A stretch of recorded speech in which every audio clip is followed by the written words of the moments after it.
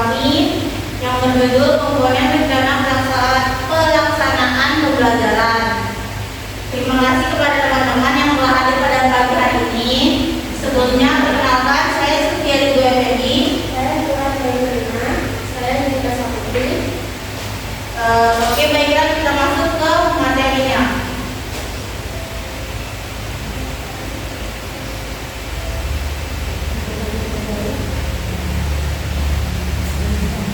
Latar belakang pendidikan dan RPP. Mengapa RPP penting dalam pendidikan TK atau SD? Pendidikan merupakan fondasi utama dalam membangun sumber daya manusia yang berkualitas. Dalam konteks pembelajaran di TK atau SD, rencana pelaksanaan pembelajaran RPP menjadi perangkat pembelajaran yang wajib disusun oleh setiap guru. RPP berperan penting dalam prosedur dan pengorganisasian pembelajaran yang sistematis. Bahasa Indonesia sebagai mata pelajaran strategis memerlukan perencanaan yang matang agar tujuan pembelajaran tercapai optimal. Namun banyak guru yang menghadapi tantangan dalam menyusun RPP yang lengkap dan sesuai standar. Pentingnya RPP untuk pembelajaran efektif. Fungsi dan manfaat RPP dalam pembelajaran. Yang pertama, sistematis. Pembelajaran terstruktur dengan tahapan yang jelas. Yang kedua, terarah. Setiap kegiatan memiliki tujuan yang terukur. Yang ketiga, efektif. Waktu dan sumber daya digunakan secara optimal. Yang keempat, membantu pencapaian kompetensi dasar atau KD. Yang kelima, memastikan keterpaduan semua komponen pembelajaran. RPP yang baik menciptakan rantai keberhasilan. RPP kompetensi dasar, hasil belajar optimal.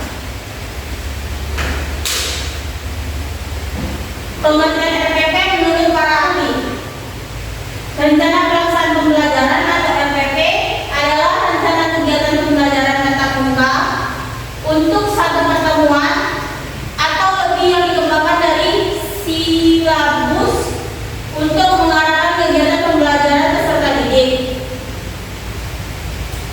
Abdul Majid mengatakan RPP merupakan prosedur dan manajemen pembelajaran untuk mencapai kompetensi dasar yang telah ditetapkan dalam standarisasi.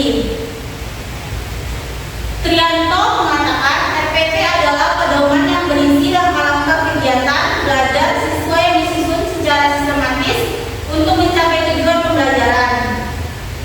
RPP merupakan dokumen tertulis yang wajib disiapkan guru sebelum melaksanakan pembelajaran sebagai penjabaran operasional dari silabus. Landasan hukum. Yang pertama, Undang-Undang Nomor 20 Tahun 2003 tentang Sistem Pendidikan Nasional menjadi dasar utama penyelenggaraan pendidikan. Diperkuat dengan PP Nomor 19 Tahun 2005 tentang Standar Nasional Pendidikan beserta perubahannya dalam kurung PP 32/2013 dan PP 13/2015. Yang kedua, Permendikbud Nomor 22 Tahun 2016 mengatur standar proses pendidikan yang mewajibkan penyusun RPP. SE Mendikbud Nomor 14 Tahun 2019 memberikan pedoman penyederhanaan RPP menjadi lebih efisien dan fleksibel. Prinsip-prinsip penyusun RPP. Yang pertama, memperhatikan perbedaan individu peserta didik. RPP harus mempertimbangkan keragaman siswa, meliputi jenis kelamin, kemampuan awal, minat, motivasi belajar, gaya belajar, dan kebutuhan khusus peserta didik. Yang kedua, mendorong partisipasi aktif peserta didik. Pembelajaran berpusat pada siswa atau study center untuk memotivasi kreativitas, kemandirian, dan keterlibatan aktif dalam proses belajar mengajar.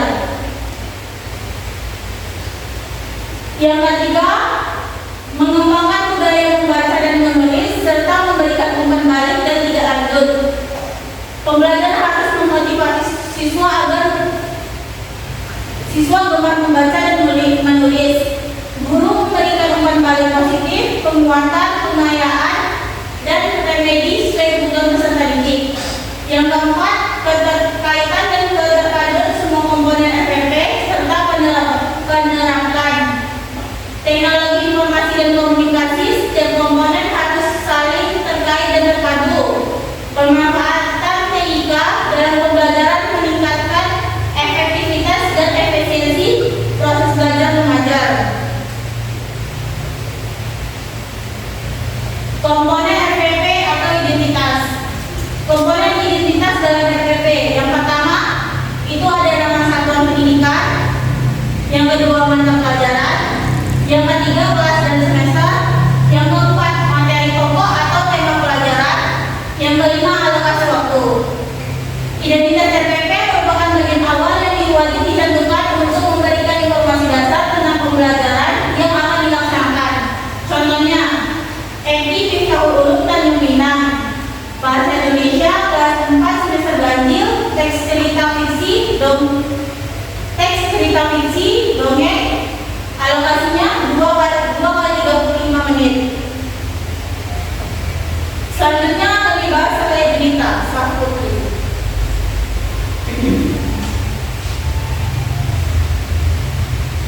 Materi selanjutnya kompetensi inti atau disebut KI. Tingkat kemampuan sesuai SKL. Kompetensi inti merupakan tingkat kemampuan untuk mencapai standar kompetensi lulusan atau SKL yang harus dimiliki peserta didik pada setiap tingkat kelas.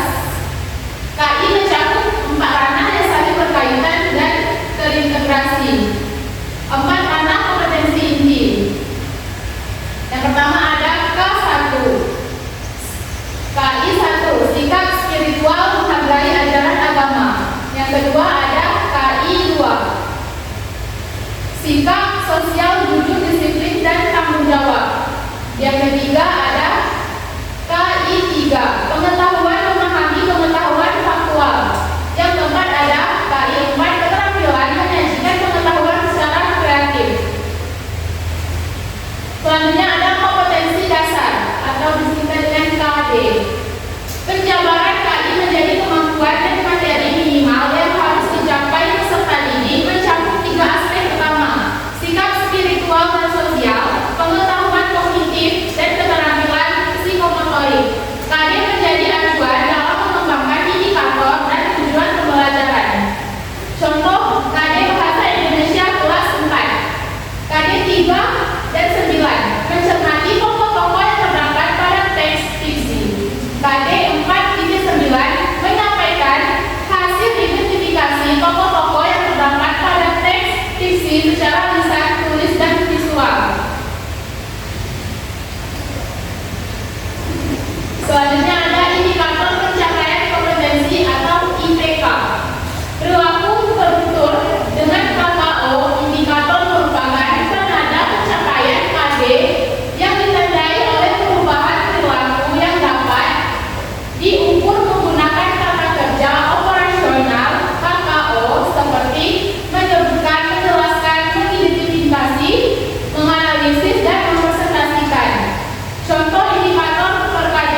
Pengetahuan KD 3.9 menyebutkan tokoh-tokoh dalam dongeng, menjelaskan watak tokoh berdasarkan teks. Keterampilan KD 4.9 mengidentifikasi peran tokoh secara lisan, mempresentasikan hasil analisis tokoh. Selanjutnya ada tujuan pembelajaran. Tujuan pembelajaran melaporkan proses dan hasil belajar yang diharapkan dicapai oleh peserta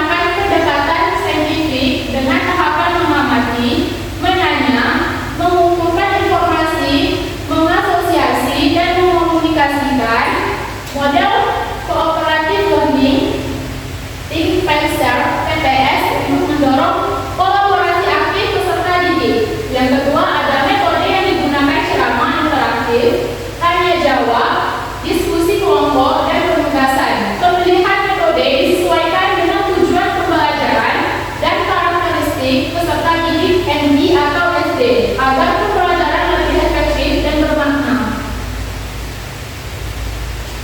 Selanjutnya ada media dan alat pembelajaran.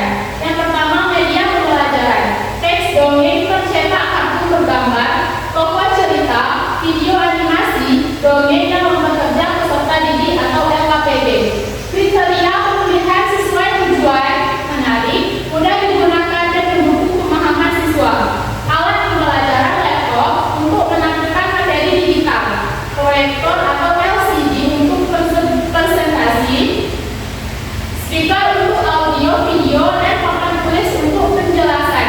Pemilihan alat harus praktis, tersedia di sekolah, dan mendukung interaksi pembelajaran.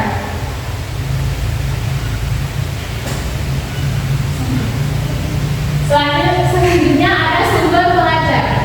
Sumber belajar adalah berbagai referensi yang dapat dimanfaatkan peserta didik untuk mendukung proses pembelajaran.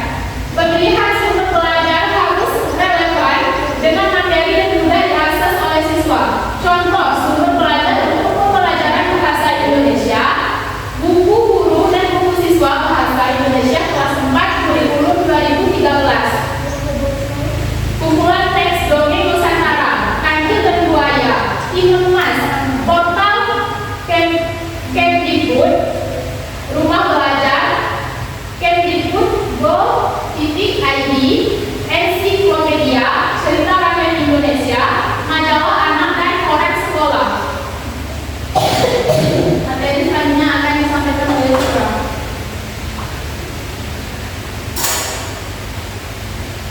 Baik, sekarang kegiatan pendahuluan. Kegiatan pendahuluan itu kegiatan awal sebelum masuk ke pelajaran. Tujuannya supaya siswa siap belajar, lebih fokus dan memahami pelajaran yang akan dipelajari hari itu. Langkah-langkahnya, yang pertama menyiapkan kondisi psikis dan fisik peserta didik untuk siap belajar. Artinya guru memastikan siswa untuk siap belajar baik secara fisik maupun suasana hati. Yang kedua melakukan persepsi dengan mengaitkan materi sebelumnya. Guru memberikan siswa untuk melakukan berdiskusi dan memberikan tanya jawab. Yang ketiga memberikan motivasi belajar sesuai konteks kehidupan sehari-hari. Guru memberikan motivasi kepada siswa, tujuannya untuk siswa semakin semangat belajar. Yang keempat, menyampaikan tujuan pembelajaran yang akan dicapai. Yang kelima, menjelaskan cakupan materi dan kegiatan yang akan dilakukan. Contohnya guru membuka dengan salam, mengecek kehadiran dan bertanya tentang dongeng favorit siswa. Yang kedua, kegiatan inti. Kegiatan inti adalah kegiatan utama dalam proses pembelajaran. Pada bagian ini, siswa aktif belajar melalui mata 5M dalam pendekatan saintifik. Yang pertama, memahami.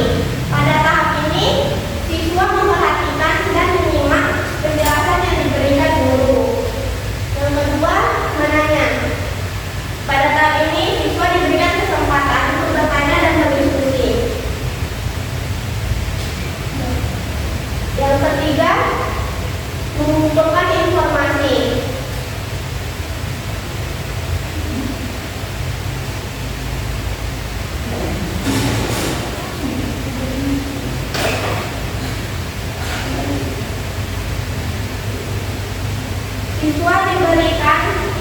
Siswa mencari dan mengumpulkan informasi dari hasil diskusi. Yang keempat, mengasosiasi. Siswa menganalisis informasi dari hasil yang sudah didapatkan. Yang kelima, mengomunikasikan. Siswa menyampaikan hasil diskusi kepada teman-temannya. Kegiatan penutup adalah kegiatan akhir dalam pembelajaran.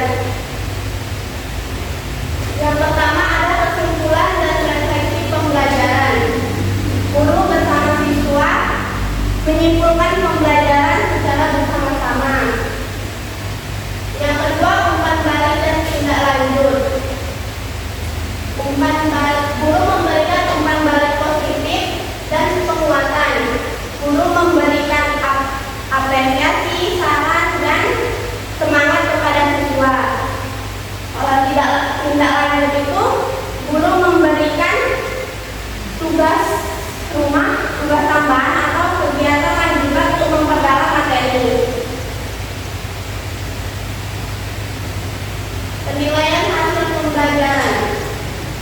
Penilaian hasil pembelajaran merupakan proses pengumpulan dan pengolahan informasi untuk mengukur pencapaian hasil belajar peserta didik. Proses ini menjadi bagian integral dalam MPP yang tidak dapat dipisahkan dari kegiatan pembelajaran. Penilaian kompetensi harus mencakup 3 ranah utama. Yang pertama, penilaian sikap. Penilaian sikap digunakan untuk melihat perilaku dan sikap siswa dalam pembelajaran. Yang kedua, penilaian pengetahuan digunakan untuk mengukur pemahaman siswa terhadap materi pelajaran. Yang ketiga, penilaian keterampilan digunakan untuk melihat kemampuan siswa dalam mempraktikkan dan menyampaikan hasil belajar. Ketiga ranah ini saling melengkapi untuk memberikan gambaran utuh tentang perkembangan peserta didik secara holistik. Penilaian sikap kompetensi ini satu dan dua. Teknik penilaian yang pertama, observasi langsung oleh guru, lembar pengamatan sikap, jurnal catatan guru. Aspek sikap yang dinilai: religius, percaya diri, kerjasama, bertanggung jawab. Kalau penilaian sikap, BT belum terlihat, MG mulai terlihat, MG mulai berkembang, dan SM sudah membudaya. Penilaian pengetahuan. Teknik penilaian pengetahuan menggunakan tes tertulis dengan bentuk isian singkat dan uraian. Penilaian ini mengukur pemahaman siswa terhadap materi teks fiksi dongeng secara objektif dan terstruktur. Contohnya, penilaian keterampilan. Teknik penilaian unjuk kerja atau presentasi. Penilaian keterampilan mengukur kemampuan peserta didik dalam menyampaikan hasil identifikasi tokoh cerita penting secara lisan. Aspek yang dinilai: kelancaran penyampaian, ketepat isi, kejelasan suara dan intonasi, percaya diri saat presentasi. Pedoman nilai: nilai skor perolehan atau skor maksimal paling 1. KKM kriteria ketuntasan minimal 70. Pembelajaran remedial dan penilaian. Pembelajaran remedial diberikan kepada anak yang nilainya di bawah 70 dengan bimbingan dan latihan soal tambahan. Pembelajaran pengayaan diberikan kepada anak yang nilainya di atas 70. Baik, sekian presentasi dari kami. Jika ada yang ingin bertanya, kami persilakan. Assalamualaikum warahmatullahi wabarakatuh. Waalaikumsalam warahmatullahi wabarakatuh. Perkenalkan, saya Misara, di sini kami berkelompok 1. Pertanyaan tadi kan bahas tentang RPP kan. Nah, saya tadi ada bahas tentang silabus. Pertanyaan saya, apa fungsi silabus dalam RPP? Saya juga bertanya. Assalamualaikum warahmatullahi wabarakatuh. Waalaikumsalam warahmatullahi wabarakatuh. Perkenalkan, nama saya Alvin Salini. Tadi kan di PPP saja dijelaskan tujuan pembelajaran RPP. Jadi pertanyaan saya, apa strategi guru jika tujuan pembelajaran di RPP tidak terlaksanakan?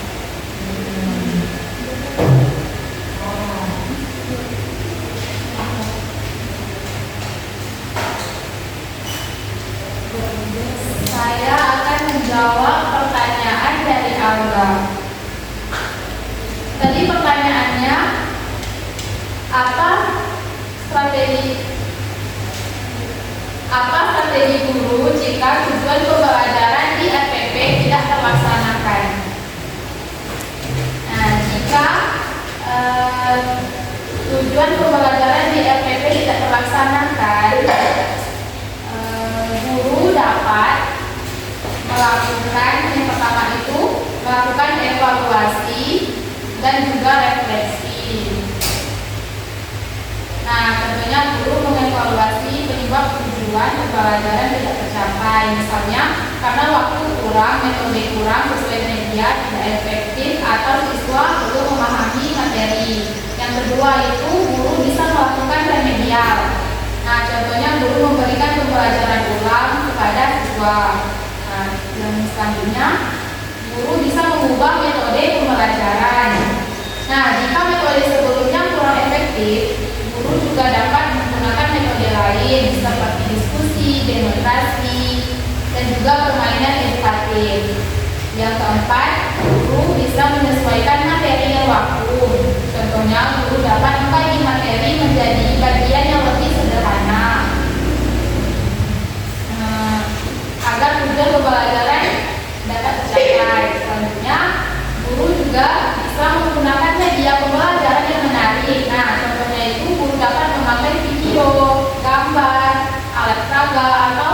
teknologi agar siswa lebih mudah memahami materi.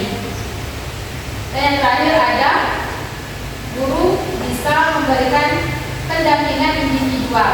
Contohnya itu guru membantu siswa yang mengalami kesulitan secara khusus agar mereka lebih bisa memahami materi. Apakah bisa diterima?